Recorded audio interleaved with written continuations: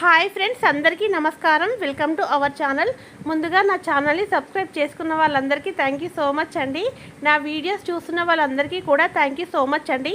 నా వీడియోస్ మీకు నచ్చినట్టయితే లైక్ చేయండి, షేర్ చేయండి, నా ఛానల్ని సబ్స్క్రైబ్ చేసుకోండి.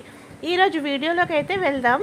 ఈరోజు వీడియోలో పిల్లలు స్కూల్కి అయితే వెళ్ళిపోయారు. నేను ఇల్లు అయితే నీట్గా సర్దేసుకొని ఊడ్చేసాను. ఊడ్చిన తర్వాత మాప్ కూడా పెట్టేసుకుంటున్నాను. మాప్ అయితే డే బై డే మాప్ పెడతాను.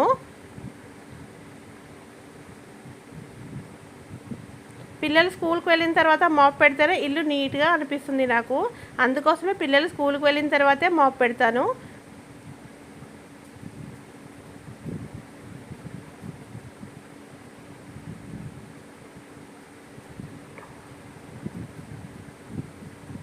ఇల్లు అయితే మాప్ పెట్టేశాను. తర్వాత గిన్నెలన్నీ క్లీన్ చేసుకొని పక్కన పెట్టుకున్నాను. నేను ముల్లంకాయ టమాటా కర్రీ వండుదాం అనుకుంటున్నాను. దానికోసం ముల్లంకాయలు అయితే తీసుకున్నాను. ఇవి హాఫ్ కేజీ ఉన్నాయి. 2 కర్రీస్ చేస్తా కాబట్టి 2 కర్రీస్ ఉంటాయి కాబట్టి హాఫ్ కేజీ అయితే మాకు కర్రీ మిగిలిపోతుంది అనేసి హాఫ్ తీసి పక్కన పెట్టాను, మరొకసారి వండుకోవడానికి కోసం అనేసి. ఇప్పుడైతే వంకాయలను కట్ చేసుకుంటున్నాను. వంకాయలు, టమాటాలు, పచ్చిమిరపకాయలు, ఉల్లిపాయలు అయితే కట్ చేసుకొని రెడీగా ఉంచుకున్నాను. ఇప్పుడు కర్రీ అయితే వండుకుందాం.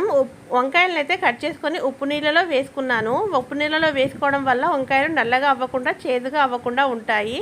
రైస్ కూడా వాష్ చేసుకొని పెట్టుకున్నాను. ఇప్పుడు స్టవ్ పైన రైస్ని అయితే పెట్టేశాను. తర్వాత వంకాయ కర్రీ కోసం అనేసి స్టవ్ ఆన్ చేసుకొని స్టవ్ పైన ఒక గిన్నెను పెట్టుకొని, గిన్నె వేడెక్కిన తర్వాత ఆయిల్ వేసుకొని, ఆయిల్ వేడెక్కిన తర్వాత జీలకర్ర, ఆవాలు, ఎండుమిర్చి, పచ్చిమిరపకాయలు, ఉల్లిపాయ ముక్కలు అయితే వేసుకున్నాను.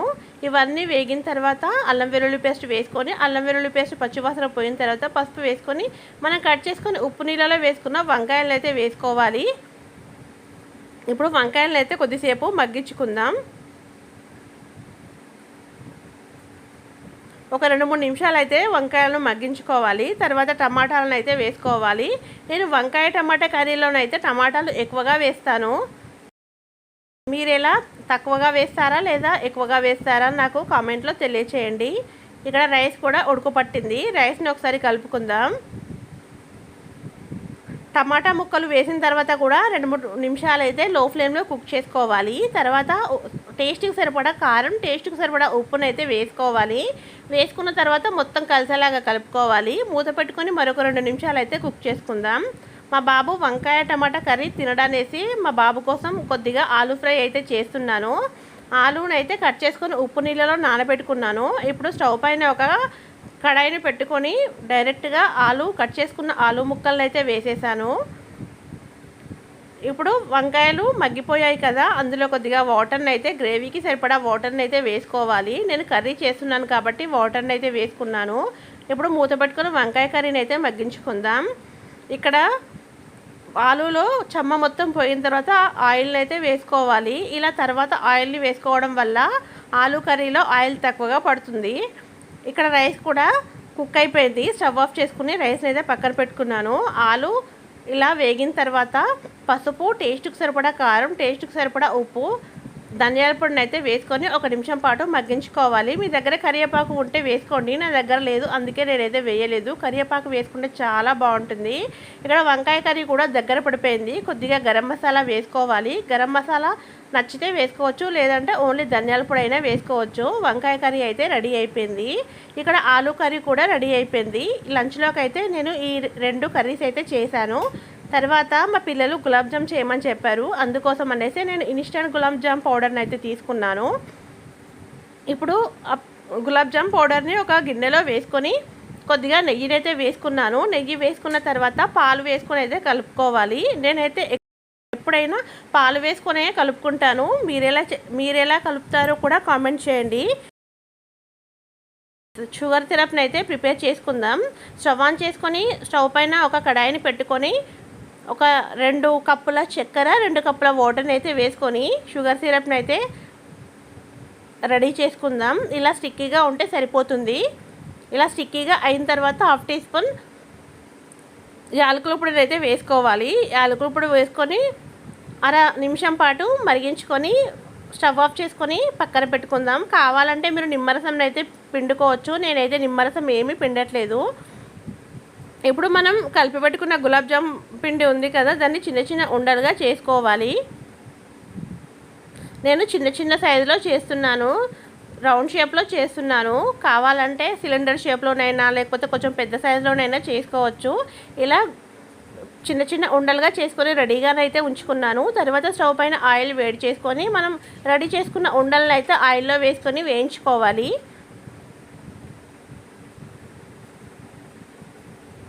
ఇలా వేగిన తర్వాత తీసుకొని పక్కన ఒక గిన్నెలో అయితే వేసుకోవాలి.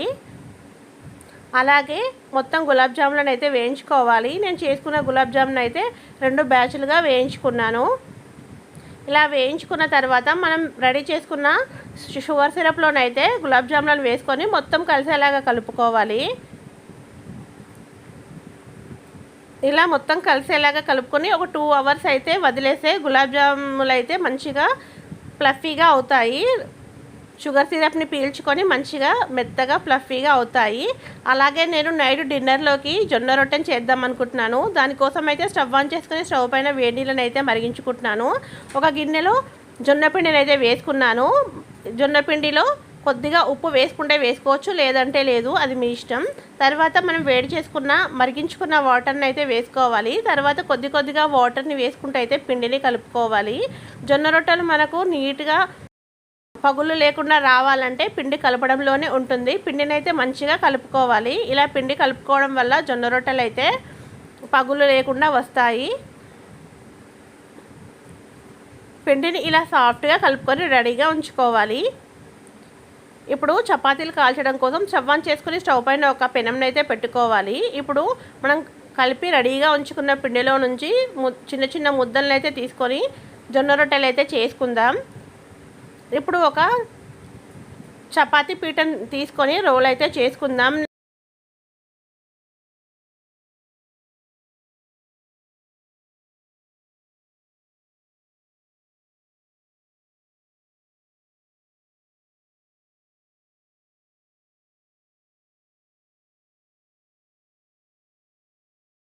ఇలా చపాతీని అయితే రెడీగా చేసుకోవాలి. ఇప్పుడు మనం వేడైన పెనం పైన చపాతీని వేసుకొని అయితే జొన్న రొట్టెని వేసుకొని అయితే కలుపుకోవాలి.